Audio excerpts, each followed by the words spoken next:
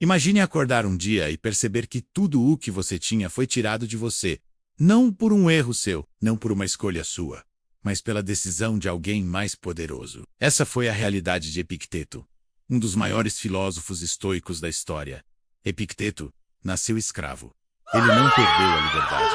Ele nunca a teve. Ele pertence a Epafrodito, um secretário rico e influente do imperador Nero, um homem conhecido por ser violento, caprichoso e completamente imprevisível. Viver sob o comando de alguém assim significava que a qualquer momento, por qualquer motivo, tudo poderia mudar. Sua segurança, sua integridade física, sua própria vida, nada estava garantido. É nesse contexto que acontece uma das cenas mais famosas e chocantes da história da filosofia. Em certo momento, seu mestre, num acesso de fúria ou talvez apenas por crueldade casual, começou a torcer a perna de Epicteto. A dor devia ser insuportável. A maioria das pessoas gritaria, imploraria, lutaria, mas Epicteto não. Com uma calma que desafia a lógica, ele apenas observou a situação e disse, serenamente, você vai quebrá-la. O aviso não teve efeito. O homem continuou a torcer. E quando o estalo do osso se partindo ecoou pelo cômodo,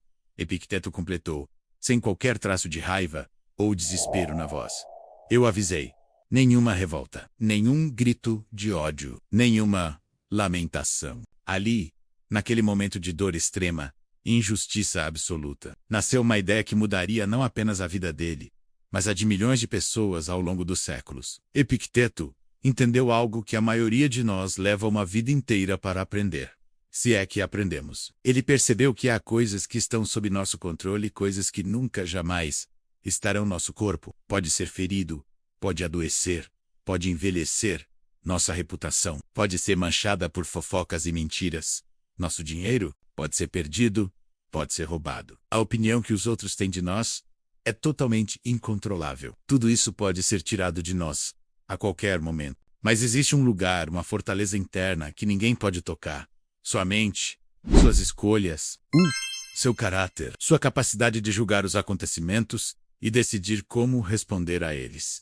Esse domínio interior é a única verdadeira propriedade que possuímos. Quando Epicteto finalmente conquistou sua liberdade legal, muitos anos depois, a verdade é que ele já era livre por dentro há muito tempo. Ele não se via como uma vítima das circunstâncias. Ele se via como o único e total responsável por sua própria paz interior, por sua própria virtude. E essa é a parte que muitas vezes nos incomoda. É a parte difícil de engolir do estoicismo, porque ela tira de nós todas as nossas desculpas. É muito mais fácil culpar o chefe, a economia, o passado, os outros, pela nossa infelicidade. Assumir a responsabilidade total pela nossa reação ao mundo é um fardo pesado. O estoicismo não promete uma vida fácil e confortável. Pelo contrário, ele promete clareza. A clareza para distinguir o que podemos mudar do que não podemos. A clareza para aceitar o que não pode ser mudado com serenidade, sem desperdiçar energia em batalhas perdidas. E a força, a coragem para focar toda a nossa energia naquilo que, sim, depende de nós.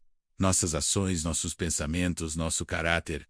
Pense nisso hoje. Milhões de pessoas vivem como escravas modernas. Não estão presas por correntes de ferro, mas por correntes invisíveis e muito mais fortes. São escravas da opinião alheia, vivendo para agradar os outros. Escravas do passado, remoendo erros e mágoas que não podem ser alterados. Escravas do medo do futuro, paralisadas pela ansiedade sobre o que pode ou não acontecer. Escravas da necessidade constante de aprovação, buscando validação externa como se fosse oxigênio. Não estão presas por muros, mas por pensamentos. Epicteto ensinava em sua escola em Nicópolis que não é o que acontece conosco que nos perturba ou nos destrói. É o nosso julgamento sobre o que acontece. É o significado que damos aos eventos. A perda de um emprego não é, em si, uma catástrofe. É o nosso julgamento. Isso é o fim. Eu sou um fracasso, que a transforma em uma crítica não é, em si, um ataque pessoal devastador. É a nossa interpretação. Ele me odeia. Eu não sou bom o suficiente, que nos causa dor. Você não controla o trânsito. Não controla o clima. Não controla a economia global. Não controla se alguém vai te amar ou te odiar. Você nunca controlou. E a verdade libertadora é que você nunca controlará. Mas você controla como reage a tudo isso. Você controla se vai deixar um comentário negativo na internet, estragar o seu dia. Você controla se vai usar uma falha como uma lição ou como uma desculpa para desistir. Você controla no que escolhe acreditar sobre si mesmo e sobre o mundo. Você controla se vai crescer com os desafios ou se vai se quebrar diante deles. A verdadeira liberdade, a liberdade estoica, começa exatamente quando você para de lutar uma guerra perdida, tentando mudar tudo ao seu redor, e começa a focar na única batalha que pode vencer, a batalha pelo domínio de si mesmo. É por isso que o estoicismo não é uma filosofia de museu. É por isso que atravessou séculos e hoje ressurge com tanta força, porque ele funciona. E ele funciona melhor justamente quando nada mais funciona. Quando o mundo desmorona, quando o plano perfeito falha. Quando tudo aquilo que você achava que estava sob seu controle escapa por entre seus dedos. Se você dominar a sua mente, se você cultivar essa cidadela interior, nada nem ninguém poderá te escravizar. Epicteto não deixou heranças materiais, não construiu palácios, não buscou fama ou poder. A maior parte de seus ensinamentos teria se perdido se não fosse por seu aluno, Arriano, que transcreveu suas aulas.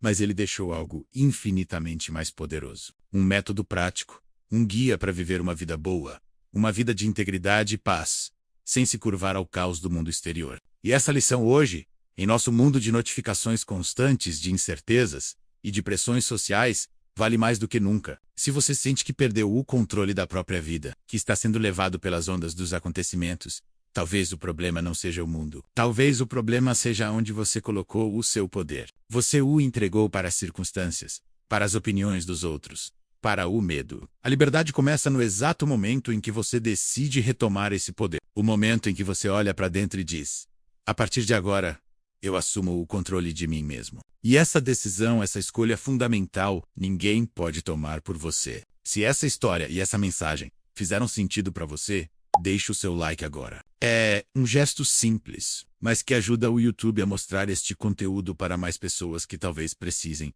encontrar essa força interior. E se você quer aprender a aplicar esses princípios no seu dia a dia, inscreva-se no canal e ative as notificações. Aqui, nós não apenas falamos sobre filosofia, nós aprendemos a viver o estoicismo na prática, a dominar a mente e a construir uma vida com mais equilíbrio e propósito todos os dias. Agora, eu quero te propor um exercício. Comente aqui embaixo. O que, na sua vida hoje, está completamente fora do seu controle? E qual é a única coisa que você pode começar a controlar, a partir de agora, em resposta a isso? E por fim, se você conhece alguém que está passando por um momento difícil, alguém que precisa recuperar a própria força e o controle da própria vida, compartilhe este vídeo com essa pessoa. Às vezes, uma única ideia pode mudar tudo. Obrigado por assistir e até a próxima.